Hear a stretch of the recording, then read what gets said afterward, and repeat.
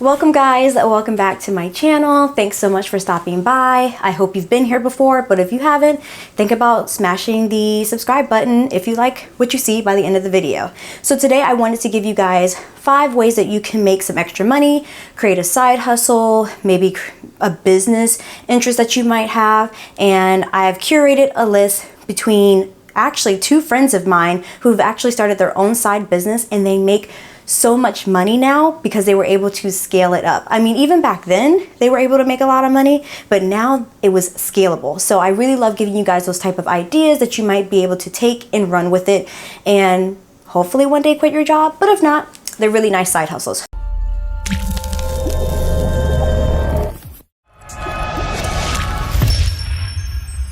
So the first one that I have for you is HomeSnap. So I have an Airbnb and I need people to come and be a real estate picture photographer for me, and someone has to come and take those pictures. So I know that my place that I put up, not only on Airbnb but also on Red Awning, they have photographers that they contract out. These contractors are from a website called HomeSnap. HomeSnap is for contractors, photographers who want to be hired and called through anywhere in their nearby city, in the state at least. You know, probably not more than 3 hours away, I would assume. But they come, they take those pictures. They are not hired to edit them. They're only there to go take the pictures. HomeSnap will pay you for the drive there as well. So your money doesn't start when you just get to the place. Like if you need to commute there, they're also paying for you for that. Now I hear that they pay about $80 to $40. Let me not lie to you guys, because we need to know that it's really worth it. They pay between $40 to $80 per hour plus travel time. And they support photographers with administrative tasks like sales, scheduling, and post-production. So you could get hired to edit photos. You would have to talk to them, but however, I know that all the photographers that came to my place, they were actually there just to take the photos, and they said that they don't edit them. So you could probably be an editor for them as well and get more money. But if you are just simply wanting to take the pictures, then I would say go ahead and give them a look through, because they're really quick on their turnaround, and I hear that they pay at the end of the week. So hopefully this side gig is really cool, because I know artists sometimes have troubles, but if you're a beginner photographer and you're just getting into it and you don't have any clients, please check out HomeSnap. I've used them about 3 times already, and I'm going to continue using them. Next up, we have something else that does involve photography, and it is creating your own photo booth company. Now, I actually have 2 of these as an idea that you guys can use, and I'm gonna put it into a different video. But I have a special guest today who's gonna come on, and I've interviewed him, and he's gonna tell me how he started from just a few dollars to getting it up to making so much money and teaching other people how to do it. So go ahead and listen to what he has to say. So Josh, tell everybody who you are. Hey guys, thank you for having me on. My name is Josh Pather with Photo Booth International. We manufacture photo booths and we help people get started with a photo booth rental business. Actually happy to stay. We've been doing this now for 10 years.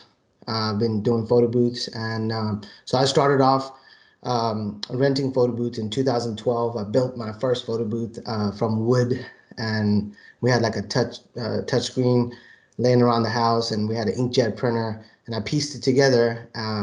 This was November of 2012, and posted ads on Craigslist and got a couple of bookings. And in our first year, we ended up doing $156,000 our first year, which was like crazy. Like I never thought it was going to be that big. The Selfie song had came out around that time. During this time, I was working at Experian, the credit bureau, which is a large corporation here in America.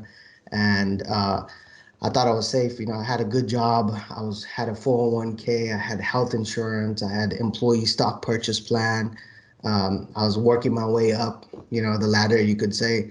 And I thought I would keep my business as a side hustle. But I went in January. So I built my first photo booth in November 2012. Went into work one day in January in 2013, and they said, "Hey, we're moving this whole department overseas." And I was like, "Oh my God, this like messes up all my plans," because you know it's so hard to like get rid of like your main income, right? We're all scared of doing that. So they gave me two options. They were like, hey, you can take a severance package and you can leave. And it was like $3,000, or you can take an entry level position. So I was like, you know what, I'm just going to use this. I was like, as a sign that, hey, I need to jump, take a leap of faith and go in full time. Um, so I took the severance package, and then I went full time with the photo booth business. And yeah, the first year was amazing. We started growing. We started adding, more and more photo booths and getting really popular in our city. We're from Dallas, so we had a company named Photo Booth Dallas. Quick little tip to keep everything simple: name your company, what it is, and where it is. It'll be easy for people to find, and easy to spell. And so about our second or third year, we would go out to events, and people would ask us like, hey, where can we buy this photo booth from? We would be doing a lot of events, birthday parties, quinceañeras, bar mitzvahs, bat mitzvahs, all kinds of gatherings of people, baby showers. I already said that. And people would ask us like, hey, where could I buy the photo booth from? And so we learned by trial and error. Like we had to piece it all together. We had to find different suppliers. We bought stuff from eBay. We bought stuff from Amazon. Some stuff didn't work. Some stuff worked, and we had to return stuff. And we would buy the wrong equipment and only find out it was the wrong equipment while we're at the event, and it's really embarrassing, and it wasted a lot of time and energy. So I had an idea to start a company called Photo Booth International, where we actually sell an entire package that someone can purchase and not have to go through all the struggles of trying to piece it all together and figure whether the software is going to work with different equipment. So in 2015, we ended up establishing Photo Booth International, and so I ended up also in 2015, we did over 800 events in 1 year, which was insane. We had like 20 photo booths going, and we had like 25 staff going. So I think we made about close to $1 million that year renting photo booths. So there was a lot of money, a lot of demand, especially now with like a lot of people moving in to the Dallas area. But yeah, we started Photo Booth International, and now we just focus on helping people get started. We give everything you need to get started. We give you websites, contracts, sales training. You get lifetime support. We help you set up an LLC. We help you set up your accounting. We're coming out with a CRM software to run your business. So I'm passionate about helping people, because the first couple of years that I got started, I made so many mistakes, hiring the wrong people, hiring friends and family, paying people under the table, not having my LLC set up correctly, having to redo my accounting for like 4 years, and all that pain that I went through. I wish somebody would have just showed me the way. Like I would have been able to go, further. So I try to help people now not make the same mistakes and give them every single thing that they'll need to be successful. So now that you guys see that you can purchase these booths from him, there are cheaper options to more expensive options. You can also take the class from him. You can learn step by step on how to make this a prospering business. I really love the fact that he actually shows the journey of taking someone from $0 to $100,000 using his method. I think that's a really cool idea to show people that it actually really works. Check out his website. I would really invest in taking his class. A lot of people don't value education anymore, or they value free education. And I feel like for me, if I was getting into a business that I didn't really know much about, or the marketing strategy for it, that I would want to learn from someone who's already made those mistakes. But as he said, you can just purchase the photo booths from him, but I would look into the class as well. But let me know what you guys think. Have you heard of this before? And I want to thank him so much for allowing me to show his story. The next place is Peerspace. I have a friend, her name is Christina, who started out just showcasing her home on Peerspace. Peerspace is completely different from Airbnb. Even though you're renting a room on Peerspace like Airbnb, they have completely different strategies that my friend Christina will tell you about to the last breath. Peerspace is usually just for people who need to rent the room for the day, and then they leave, and if they needed to do it for 2 days, they leave and they come back. And most people use it for photo shoots, brunches. She kind of specializes in date night or paint nights at some of her other places. She was able to, you can get up there You want to definitely formulate your room into the target audience that you want. I see people up here renting rooms for $75 an hour, $98 an hour. It's really cool, specialized places. Like, you can't just throw a regular bedroom together. It has to have some type of theme, some type of target market you're going for, like a pink princess room where people are going and everything is pink and they want to have that photo shoot, or maybe even film a music video in there. So it's really different from Airbnb, because Airbnb is meant for, you know, being comfortable and having people live there for a little while, and Peerspace is usually just by the hour, and then they leave by 5 p.m., 8 p.m. And it's really cool because now Christina offers packages where she is partnering up with someone else who's going to offer wine, or who offers food, or who offers renting furniture. So it can really be scalable, seeing as she has 3 locations now, and I even think she's partnering with some buildings in Virginia area for it. But if you live in a very big artsy community state, I think this is going to be super awesome, because I think Christina is one of the most innovative people in Virginia on Peerspace right now. So check it out to see how many places are being rented on Peerspace in your area. And if there's not a lot, create that space that people want to come to. Or if there is a lot, then create a space that is completely different from what other people are offering. If you're really artsy, really creative, I think this is going to be a great option for you, especially because if you already have a house, why not? I feel like you can even do it with an apartment, as long as you can turn that apartment back into that blank slate that it was when you bought it. I think you can still get away with it, because you're not technically doing anything illegal. You're not letting people sleep in your space. You're just renting it out for a few hours for someone to come and maybe have a brunch or something, but it has to be very unique. So my next one is completely different, but it does involve artsy stuff. I feel like this whole entire list today is for artsy people. So the next one is central casting. Have you ever thought about being a background actor in movies, TV shows, commercials? Well, you can sign up for central casting. You're able to see which castings are in your area, how much they're paying, do you get royalties, do you get a bonus for it? Now, they may have a lot more castings in places like New York and California, but there are places that are shot in different states, Virginia, or maybe you can travel 1 hour, 2 hours to another state over if they're paying $1,000, $2,000 for the day.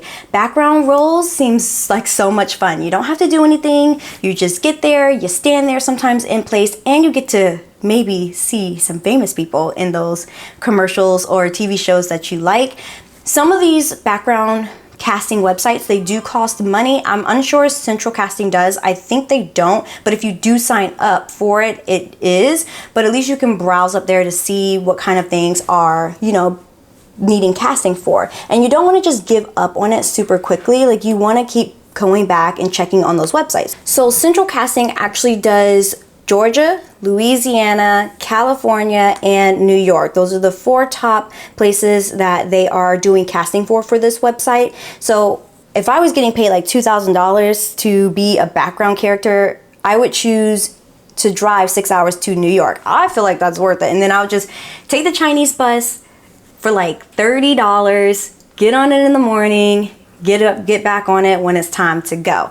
I feel like that it would be really worth it. Now, unfortunately, I guess, you know, if you live in North Dakota, it may not be worth it, but I'm seeing on the website that they have the age group that they want you to be in, like 5 to 8 years old. They're paying $187 an hour. So yeah, background characters have to be very specific, and you may not fit that criteria, but there are other websites that you can find online that maybe be casting in a certain area nearer you that you may fit the criteria for. So I think this is really awesome. This is so cool. The last one I have is rent a room on Airbnb. Now, you guys know I'm an Airbnb host, and I've had also told you guys that, you know, rent out a house if you want, but if you have one. But also, if you're really, really needing the money and you're in a central area where a lot of tourists come, then I would definitely suggest that you rent out a room in your area. And I know it can be difficult when you have kids. I always suggested that if you have kids and you have family in the area, maybe you can stay with your family. Maybe you can send your kids to your family. I know that some people are in some difficult situations, but if I were in a difficult situation, there are just some things that you have to do in order to make ends meet. And this would definitely be one of them. I have no qualms with renting out a room if I needed it. It was actually one of my strategies that I was going to use a few years back when I wasn't making that much money and I wasn't sure where I was going to be staying. We all fall on hard times. You could be renting a room from $50 all the way up to $100+ if you're in a really popular area, maybe even more. So you can even give great customer service. I'm so used to that word because I used to work, clothing spots, but you can offer an accommodating host. So that is my last one. It's like the last, I guess it would almost be the last straw for someone who just needed some money, or it's just a really good way to save up money so you can buy another property. So I would really look into just renting a room inside of your house. And sometimes if you're a really good salesperson, you could probably convince one of your family members to let someone rent a room from Airbnb and you be the co-host, so you would be managing that room for your friend. So you'd be the cleaner, you would be talking to guests, you would be taking phone calls, questions, and you get paid for that. You take a cut of the money for that. So that's another, I guess, bonus one that you can do, is be a manager for one of your friends' Airbnb if you can convince them to do it. Now I know there's a lot of people out there who are like, oh, I know no one would ever do that. Why would anybody let them stay in their room? You would be so surprised how much money someone can make by just renting multiple rooms in one place. I had a mentorship with a young lady. She was actually my first mentor student. She actually had a whole house and she was renting it room by room. Each room had a key code on it. Like they would put their little key code, or they had an emergency key up in a lockbox, and it was so cool. And she was getting a lot of rental business, so much so that she was looking to go to Georgia and do the exact same thing. She made money, enough money to be able to do this on her own and take it to a different place. So it is very much possible. If you don't want to rent out your whole house, if you don't have a whole house to do, rent out a room and see where you can go from there. See if you like it, see if you hate it, see if it's easy, see if you get enough money. So those are my 5 side hustles that I feel that are scalable for you guys today. Let me know what you guys think. Have you thought about doing any of these? Have you tried any of these? Will you try any of these? Let's start a conversation in the comment box down below. If you guys want to take my mentorship, I will post a picture here. It's on letsjazzitup2.com, where I am your mentor on how to make more money on the side, so give you some ideas and help you form a path for your coming future, and also celebrating all the wins that you have. So I'm so excited to meet you guys if you ever want to do that with me, or just let me know if you take any of these courses that I've given you today, those 5. So I will talk to you guys later. Bye.